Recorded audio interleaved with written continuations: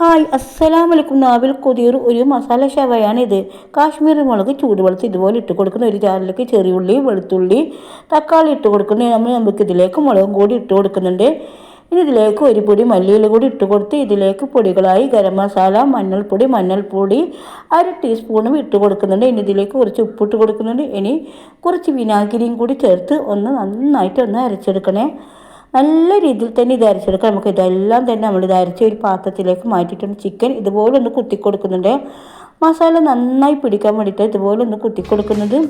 ഇത് മസാലയൊക്കെ കൈയോട് നന്നായി പുരട്ടി വെക്കണേ. ഒരു 3-4 മണിക്കൂറിന് പുരട്ടി ഇതുപോലെ ഫ്രിഡ്ജിൽ എടുത്ത് വെക്കണം. 3-4 മണിക്കൂറിന് ശേഷം നമ്മളിതാ കുക്കറിലിട്ട് ഒന്ന് വേവിച്ചെടുക്കുന്നുണ്ട്. 2-3 വിസിലടിച്ച ശേഷമാണ് നമുക്കിതൊന്ന് വെന്ത് കിട്ടിയത്. ഇത് നന്നായി വെന്ത് കിട്ടിയിട്ടുണ്ട്. ഇതുപോലെ ആയിട്ടുണ്ട്. ഇനി നമുക്ക് ഇതൊന്ന് പൊരിച്ചെടുക്കണേ. ഒരു പാനിലേക്ക് കുറച്ച് വെളിച്ചെണ്ണ ഒഴിച്ച് കൊടുത്തിട്ടുണ്ട്. എന്നിട്ട് നമുക്കിത് നന്നായിട്ടൊന്ന് മരിച്ചെടുക്കണേ. തിരിച്ചും മറിച്ചിട്ട് നമുക്കിതൊന്ന് മരിച്ചെടുക്കണേ. ഇതെല്ലാം ആയിട്ടുണ്ട്. നമ്മളിത് പാത്രത്തിലേക്ക് മാറ്റുന്നുണ്ട്. ഇനി അതേ പാനിൽ തന്നെ നമുക്ക് അതിൻ്റെ മസാല ഒന്ന് കുറുക്കിയെടുക്കണേ.